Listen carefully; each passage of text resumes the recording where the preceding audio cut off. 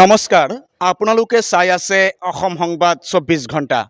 আজি আমি অসম সংবাদ 24 ঘণ্টায় আহি উপস্থিত হৈছোঁ শোণিতপুৰ জিলাৰ অন্তৰ্গত ঠেলামৰা আৰক্ষী থানা এলেকাৰ গৰুডুবাত। আৰু এই গৰুডুবাতে যোৱাকালি সংঘটিত হৈছে এক জঘন্য বৰ্বৰ ঘটনা। এটি গোধনৰ ভৰি কাটিছে এক নৰাধমে। আমি দেখুৱাই আছোঁ সামগ্ৰিক পৰিৱেশ। এই গোধনৰ ভৰি কাটিছে এক নৰাধমে। আজি গৰু বিহুৰ দিনটোতে ইয়াকে লৈ সমগ্ৰ গৰুডুবা অঞ্চলত তীব্ৰ প্ৰতিক্ৰিয়াৰ সৃষ্টি হৈছে, কিয়নো যি গোধনক পূজা কৰে হিন্দু সমাজে আৰু এই গোধনৰ ভৰি কাটিছে এক নৰাধমে। খেতি খোৱাৰ অভিযোগত এই গোধনৰ ভৰিত প্ৰহাৰ কৰে আৰু চোকা অস্ত্ৰৰে প্ৰহাৰ কৰে এই নৰাধমে। আমি দেখুৱাই আছোঁ সামগ্ৰিক পৰিৱেশ। এই ঘটনা সংঘটিত হৈছে শোণিতপুৰ জিলাৰ অন্তৰ্গত ঠেলামৰা ৰাজচক্ৰ এলেকাৰ অৰ্থাৎ ঠেলামৰা আৰক্ষী থানাৰ অধীনস্থ গৰুডুবা অঞ্চলত। আৰু ইয়াকে লৈ এতিয়া স্থানীয় ৰাইজৰ মাজত সচেতন ৰাইজৰ মাজত তীব্ৰ প্ৰতিক্ৰিয়াৰ সৃষ্টি হৈছে আৰু আমি সচেতন ৰাইজৰ পৰা কিছু প্ৰতিক্ৰিয়া লোৱাৰ চেষ্টা কৰিম। দেখা গৈছে যোৱাকালি গৰুডুবাত এক জঘন্য বৰ্বৰ ঘটনা সংঘটিত হৈছে, কি ক'ব? এইটো ঘটনাটো বহুত নিন্দনীয় আৰু লগতে যোন মানুহজনে সেই কামটো কৰিছে তাক আৰক্ষীয়ে অতি পলমে তাৰ ওপৰত একশ্যনটো ল'ব লাগে, যাতে আমাৰ গাঁৱত সাম্প্ৰদায়িক ঘটনাটো নহয়। তাৰ প্ৰতিও প্ৰশাসনে অলপ নজৰ দিব লাগে। আমি এটাই ক'ব বিচাৰোঁ যে আমাৰ গাঁৱত এই সাম্প্ৰদায়িক ঘটনাটো সংগঠিত নহয় আৰু গাঁৱতো শান্তি থাকিব পাৰি।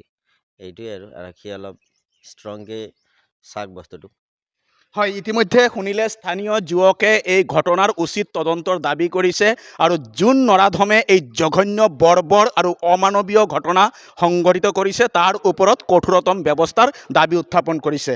ইয়াত আৰু স্থানীয় লোক আছে, আমি তেখেতলোকৰ পৰাও কিছু কথা জনাৰ চেষ্টা কৰিম। এক জঘন্য বৰ্বৰ ঘটনা সংঘটিত হৈছে গৰুডুবাত, কি ক'ব?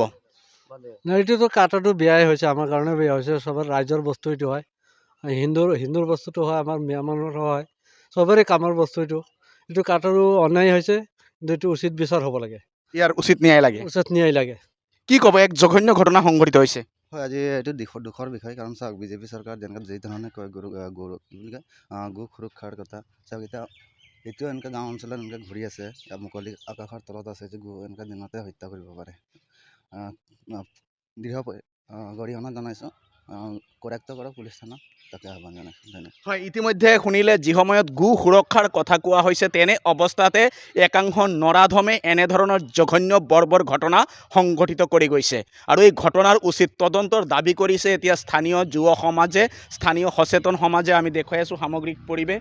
আৰু স্থানীয় লোক আছে, আমি তেখেতলোকৰ পৰাও কিছু প্ৰতিক্ৰিয়া লোৱাৰ চেষ্টা কৰিম, কি ক'ব? চাওক, আজি গৰু বিহুৰ দিন। ঠিক গৰু বিহুৰ দিনা শিৱৰ আৰাধ্য বুলি যিটো আমি পূজা কৰোঁ, ষাঁড় গৰু এটাৰ ভৰি এজন মুছলিম ল'ৰাই কাটি দিছে। তেনে ক্ষেত্ৰত মই গৰুডুবাবাসীৰ হৈ পেলাই ঠেলামৰা আৰক্ষী থানাক অনুৰোধ কৰোঁ যে অনতি পলমে সেই দুৰ্বৃত্তক কৰায়ত্ব কৰি উচিত শাস্তি দিয়াৰ ব্যৱস্থা কৰে যেন। যিহেতু এই ঘটনাই এতিয়া সমগ্ৰ অঞ্চল যদি তীব্ৰ প্ৰতিক্ৰিয়াৰ সৃষ্টি হৈছে, এক জঘন্য ঘটনা সংঘটিত হৈছে গৰুডুবাত, কি ক'ব? এনেকুৱা ঘটনাটো হ'ব নালাগিছিলে। প্ৰশাসনে এইটো মানে তদন্ত লয় বুলি আমি আশা কৰোঁ। উচিত বিচাৰ লাগে।